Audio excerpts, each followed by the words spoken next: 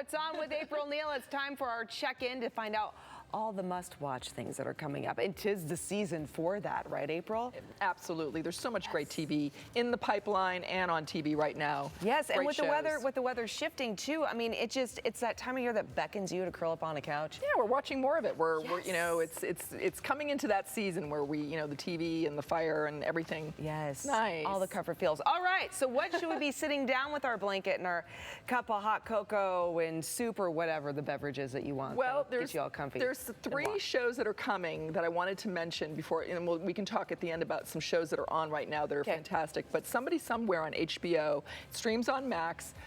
This is the last season, and you can catch up on the streaming platform Max. It is a sweet sort of focus on one woman. She's in her 40s. She's floundering in life, and she doesn't really know what she wants or where she's going. Her sister dies, and she goes back home to small town Kansas, and she reconnects with all of her. Oh, wait, that's Landman. That's Landman. That's Landman. Are we watching Landman? Okay. Well, you know what? Let's pause Somebody Somewhere then.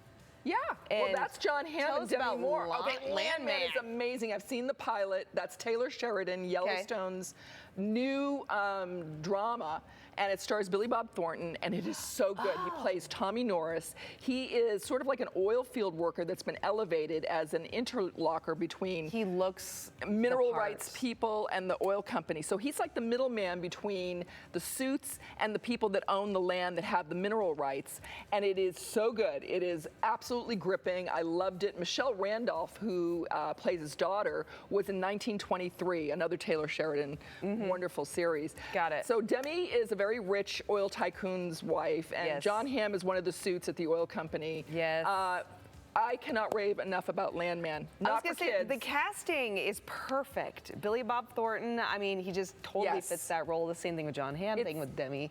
I mean, yeah. It's Dallas with teeth. So if you guys, if anyone watching this, if you remember Dallas and J.R. Ewing and all that whole drama back, I guess, in the 80s, this is Dallas, but rated more R, you know, because of the language. Okay, it's Dallas kicked up a notch. Yes, exactly. It's racy. You'll love it. It's a fantastic new Taylor Sheridan drama. Okay. All right. So next, I believe, is Dune. Dune Prophecy. Let's talk about Dune Prophecy. Okay, so they've taken the Dune movies have been really popular over the years. Look at that. Dune Prophecy is really the story. House Harkonnen and House Atreides, I probably mispronounced both of them, are still warring with each other, but AI and technology have been banished.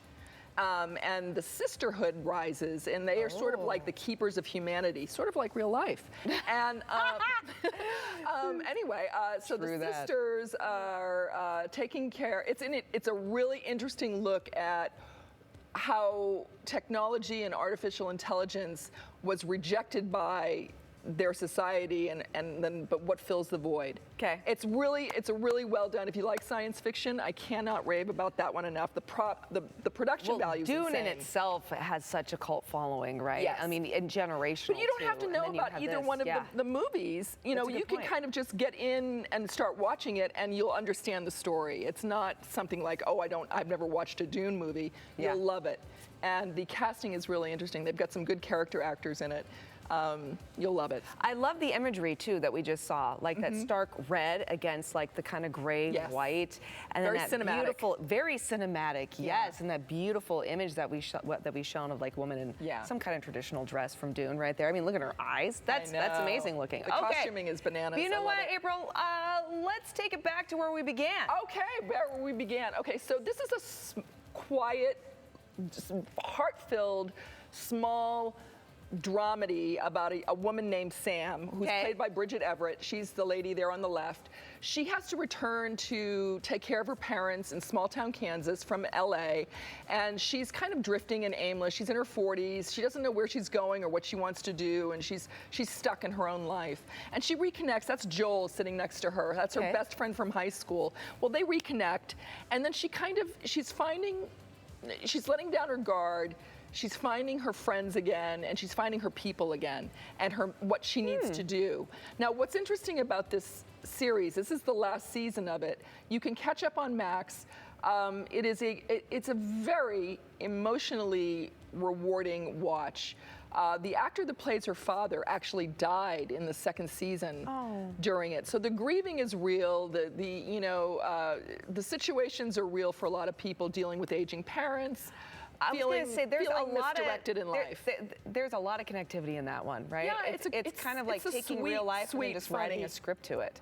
It's a very, very sweet and funny watch, and you feel good when you watch it. I love that. It's a small, kind of under the radar series that I love to talk about. In all art, you could see a bit of yourself, right? But something that's I want to call this kind of blatant, right? Yeah. Like you're saying, there's a lot of people that find themselves in that process. Yeah, so they wake up one day and they're like, "What am I doing? Why am I here?" Especially in big cities.